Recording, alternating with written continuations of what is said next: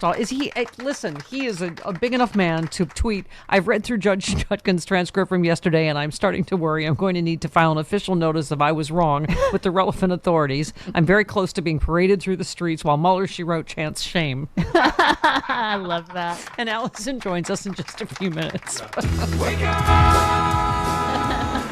Wake up, Elie Mystal is here. The man Elie Mystal is here to settle things once and for all. Settle things once and for all.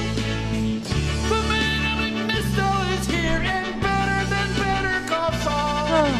Better than better call Saul. Elie Mystal. Good morning, Ellie. Hello, Stephanie. Just like Justice Clarence Thomas, if I am wrong, Yes. I will have to start taking Nazi planes for my own security. Because apparently being very wrong is now justification for Clarence Thomas to be on the graft from Harlan Crow. So just letting the viewers know, that's my plan, too. Oh, but wait, Ellie, there's more. There are more excuses in this disclosure by Clarence Thomas. One time he had to fly in the private Nazi plane because of, quote, an unexpected ice storm. Not the not the movie, an actual ice storm. And then he also said after Roe v. Wade, he needed the extra increase. There was an increased security risk, which he also said he inadvertently admitted that information from previous disclosures. Your thoughts, Ellie? Oops. Like, the idea that a person who's been on the Supreme Court for 31 years forgot to mention that he's been taking private vacations for free just as an oops simply strains credulity.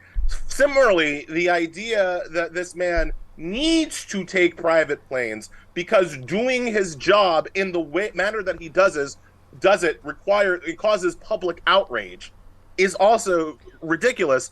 The ice storm thing, look, I think we would all like to, get out of our Southwest, chains and hop on a private plane every time they cancel a flight. But obviously, if we were doing that in a public position, we would have to disclose it. So, look, Thomas, remember, Stephanie, Thomas needed extra time on his financial disclosures to do this. So what actually happened was that he was once again planning to not tell the public about all of this graft, but ProPublica blew him up so completely that he needed extra time to go back and re-add these disclosures. He's the most corrupt Supreme Court justice that we know of in American history. Like in the entire history of the country that we know of, he is the most openly corrupt. Hopefully at some point somebody in power decides to do something about that. Yeah. So now you generally get me all whipped up. We are, Baruch assaults of justice. And then Allison Gill talks me down off the wall. Yep. You're like trying to regulate my dog's medication to get their nails trimmed. You're like puppy uppers, doggy downers.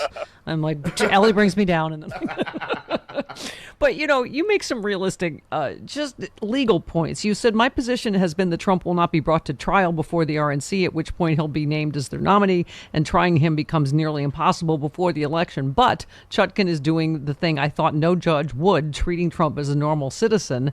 You said, I still don't know if March 4th holds. The first trial date rarely holds, but even if 3-4 gets bumped to 5-4, that's still plenty of time to try and convict before the RNC in July. And Chutkan just doesn't seem inclined to grant the massive delays the defense is asking for. I mean, I think that's how thirsty we are for one system of justice, right? Where there's some version of bitch, please, no. This is when the trial date is, right? Well, here's where I disagree with White Ellie. And I generally, look, I like Eli Holding. He's Ellie Holding is a good guy and a smart guy. And so I say White Ellie with love.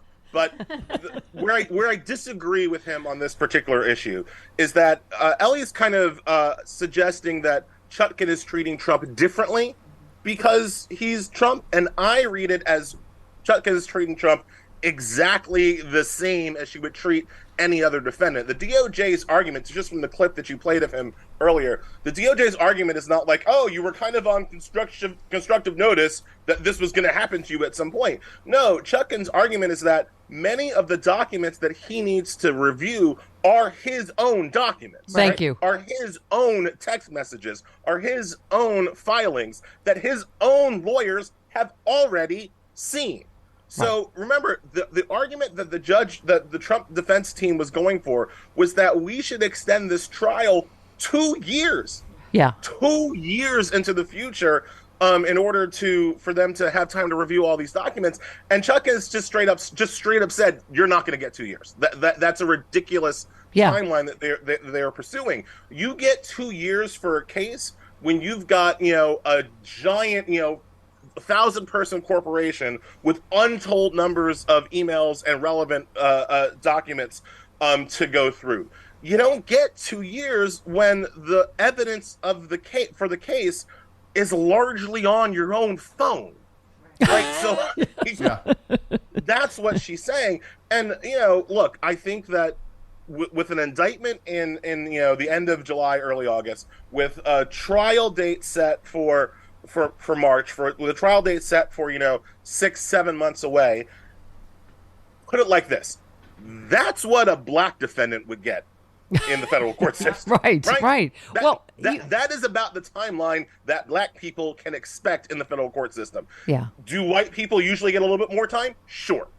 So if all Chutkan is doing is kind of like right-sizing the timeline, regardless of race, let's say, I don't see how you can complain. Also, as I said in the tweet that you read, Stephanie, the first trial date often gets pushed anyway. Yeah. Right. And she is setting it up so that if they come back, in January, in February, look, Judge, we've done our best. We can't meet this aggressive trial date, if that's what they're going to argue.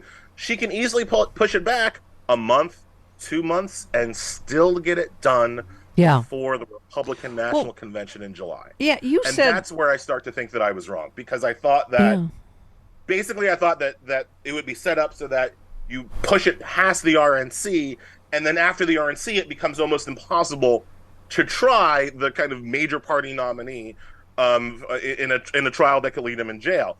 But if she can get it done before the RNC, I think there is a legit chance that we have a trial and thus a conviction before Trump is named the nominee at the Republican National Convention. Yeah, although almost all of them raised their hand on the debate stage and said, yes, sure, convicted felon, fine. Well, yeah, I mean, look, the Republican Party has debased itself completely in service to Donald Trump, and, there's nothing that we can do about that except for, pray for their eternal souls. However, I'll just put this. Remember that conventions are not set in stone, right? You do the votes and you got the delegates, but the delegates still have to show up in the hall and vote for the guy and do all the thing, right? And so I'm just going to throw out that while I do not have any faith in the modern Republican Party, we simply don't know what it looks like in July 17th in Milwaukee if they are sitting there. If Trump has the votes to be nominated as a convicted felon, he won't be in jail by January 17th because he will get post-conviction released on his own recognizance pending appeal. I'm sure he will get that because he is a 77-year-old first-time offender. Yeah. Which is ridiculous to say, but that's what he is, and that's probably how the system will treat him. So I don't think he's likely to be in jail. Well, that's the other thing, though, is depends on when he's convicted of what, because then he is a convicted felon if he gets to the next indictment, the next trial, already convicted in the anyway. Well, you said so. When you get to the RNC and he's a convicted felon, do those delegates are they still beholden to vote for Trump? Does Trump have enough votes by the time he gets to the convention to win on the first ballot? And if he doesn't, does it go into some kind of deal? We just don't know all the permutations yet. So let's stick with what we do know and start with the process of holding him accountable and see what happens. Yeah, you said I could move the goalposts and say he won't be jailed until after the election because he won't because of appeals. But I don't think he'd be. I didn't think he'd be brought to trial. And boy, howdy, Chutkan is trying to make me owe some dinners all across the country. Those are write-offs, Ellie. And you said I could still be right, but she's making me look wrong, gloriously wrong. I'll be the happiest wrong guy from the internet wearing a giant dunce cap on live television that you've ever seen next March. Yeah, I and I also am so impressed with Fani Willis. Like she's just like calling their bluff left and right. Willis is also super ready to go in Georgia. Now, Georgia, by its nature, should take longer than what Smith is doing with Trump on January 6th. You've got 18 defendants as opposed to 1. You've got a RICO charge as opposed to obstruction. Those, by their nature, take a lot of time. You have a lot of opportunities for kind of legal gamesmanship where the defendants, Fani Willis wants to try the defendants jointly. That is standard in a RICO case. However, also standard in a RICO case is defendants filing notices of severability, saying, I don't want to be tried with this guy or that guy. That extends the timeline on a RICO case. So there are lots of things that the Trump's team can do or the MAGA team can do to delay accountability on that somewhat decently into the future. The problem is that they kind of have to be all on the same page, right? And the reason why RICO trials can get complicated is that when you are trying the mob, for instance, everybody does what the boss says to do, right? Everybody hires the lawyers that the boss says to hire. Like there's a structure, if you will, to this. When you look at MAGA, one of the things that's great about Donald Trump is that he is one disorganized dude, right? Like this is not Michael Corleone. This is Fredo Corleone trying to run the entire organization, right? So you already have like Sidney Powell, I want speedy trial. Well, if she wants speedy trial, and Fani Willis was totally on this, if she wants speedy trial, bam, that reduces her ability and potentially other defendants' ability to use various legal tricks to delay things. I'm not saying it's all gonna work, but again, Willis is entirely ready to have this 18-person RICO trial. Yep. Pretty much whenever the judge lets her. And she's also, I don't think Jack Smith drew a really good judge in D.C.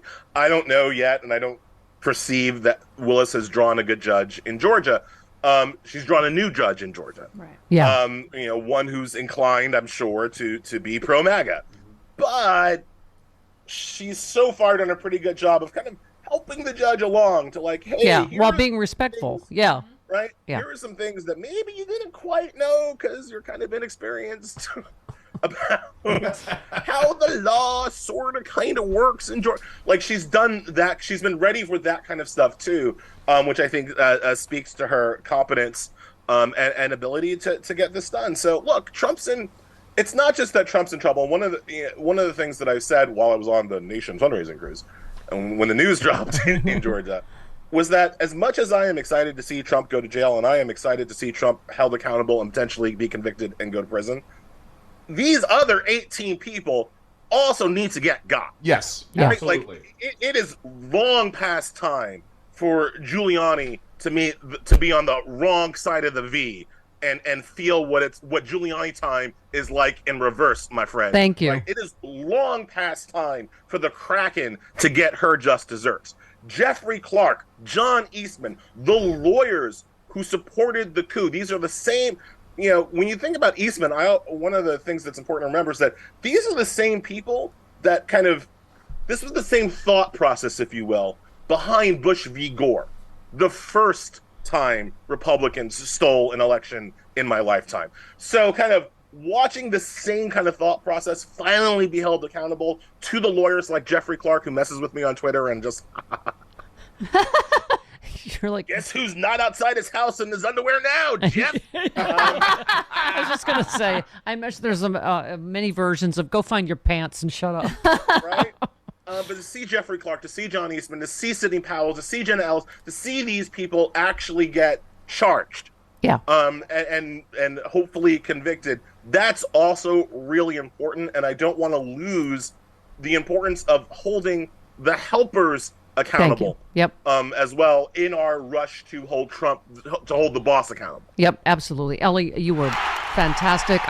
Now we're going to have Allison Gill, and I feel like maybe at a Sexy Liberal we have to have like a cage match between the two of you at some point. That'd be great. Mud wrestling, something. Mud wrestling. All right, Elie, always a thrill. Thanks so much. We'll see you next time. There you go. Talk to you later, Steph. Have a nice one. There you go.